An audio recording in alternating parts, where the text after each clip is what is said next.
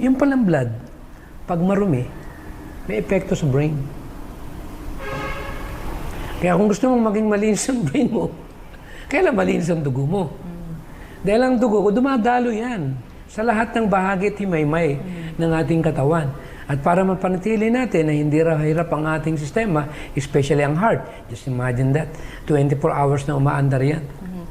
Tapos kaya mo ba naman na matiis na pahihirapan mo na ang dugo na ipapump niya ay dumumi? Gawa ng pagkain na hindi tama na pinasok natin sa ating katawan. Kaya kung titingnan natin yung mga benefits ng ating pinag-uusapan na ganito, na nadagdag lang itong paliwanag tungkol sa pagbe-vegetarian, ay talagang malaking risk talaga sa pagkakasakit, lalo na sa puso.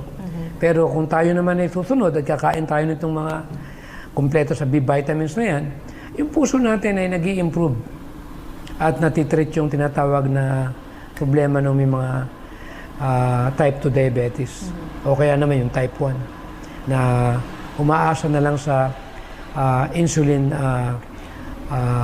medication at yung mga may problema sa buto. Napakalaking tulong yan. Ayan.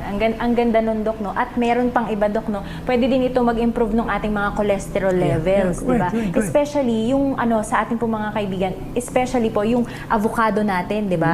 Yung mga citrus fruits natin, talagang lalo yung mga pongkan, mga ganyan. So lahat ng mga may kulay, kumbaga, napaka-importante nun para sa katawan natin. Kasi like yung napag-aralan natin last time, Dok, di ba? Yung about sa fats. Ayoko ng China. Ay, oo naman, Dok. Gusto ko i-pon ka natin. At saka mas matamis yung, Dok, di ba? Ayun, so yung katulad yung sa avocado natin, Dok, di ba? Ang taas po ng D3 niyan, ng niacin content talaga nung ating avocado, which is ang ganda rin nun yung sa fats natin kasi good fat ang makukuha natin. Sige mo, may niacin pa, may good fats pa. Good fats. Kaya alam mo yung avocado na yan, believe me, pagka panahon at murang-mura halaga, namamakiw talaga ako niyan eh.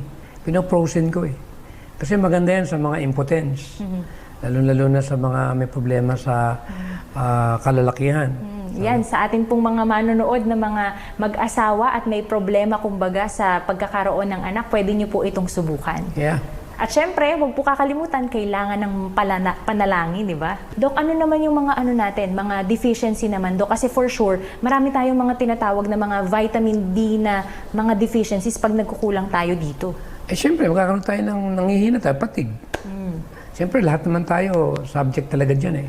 Kaya lang, dapat alamin natin bakit kaya. Sa ako minsan, sabi na, senior citizen, o kaya naman, 40s lang, naging malimutin na. Isa yun. Yung hawak yung susi, hinahanap yung susi. Suot yung salamin, hinahanap yung salamin. Naalala ko, Dok, meron kasi akong pinsan. So, mga nasa 40s na siya, 50s na siya, Dok. Tapos, nagulat ako kasi nasa parking area kami. Tapos, syempre sa parking, maraming mga nakapark, Ngayon, uso yung tipong kapag tumunog, yun na yung kotse mo, pupuntahan mo na lang kahit hindi mo na memorize kung nasaan siya. Ngayon, hinanap talaga namin, wala talaga tumutunog. Nandun pala sa medyo malayo pa. Kaya sabi ko nga, iba talaga kapag yung natitrain din yung utak natin and at the same time, mga kaibigan, kumakain tayo ng mga pagkain na masustansya at kailangan ng ating brain. Kaya nakakalungkot din yun yung bata ka pa. Lalo na yung depression. Ang dami nagkakaroon ngayon, lalo sa Amerika. Kasi more processed food yung kinakain nila. Actually, meron naman tayong kakayanan para mag-create ang body ng depensa tungkol dyan. Pero pagka kulang ka na sa ganyang uri ng vitamina, tapos nagka-problema ka pa, kung minsan, nag-e-end sila ron sa yung maraming, di ba, suicidal, yung nagpapakamatay. Kasi hindi na nila alam, Dok, kung ano talaga yung problema. So, nasa mental na po sa ating po mga manonood. Kaya sana ay malaking kaalaman to talaga na maintindihan natin na total, nababanggit naman natin kung ano yung mga source nito. Hindi ka ba nagtataka?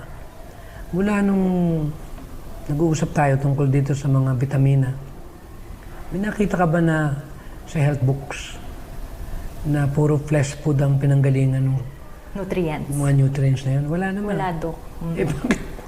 Anong purpose ko para, di ba, pinag-uusapan natin dito kahanga-hanga nga yung paglabas natin sa mundo. Tapos sa Bible pa lang, sa unang-unang libro, sinampula na nga tayo kay Adan at kay Eva. Nagkasala pa nga sila. Pero 932 yung naging lifespan nila. Kumain ba sila ng flesh?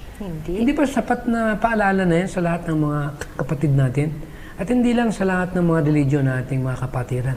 Actually, lahat naman ng religion, anak lahat ng Diyos to eh. Kung minsan nakala kasi nila kung iba-ibang religion tayo, para bang pag hindi ka nagmiyembro sa amin Hindi ka na mahal ng Diyos. Hindi ka na mahal ng Diyos. No, hindi ako naniniwala doon eh. Ako naniniwala na anak tayo lahat. Kaya lang, hindi pa natin alam lahat o naabot kung ano yung truth. At ang pangkalusugan, hindi dapat nakukonfine sa Seventh-day Adventist.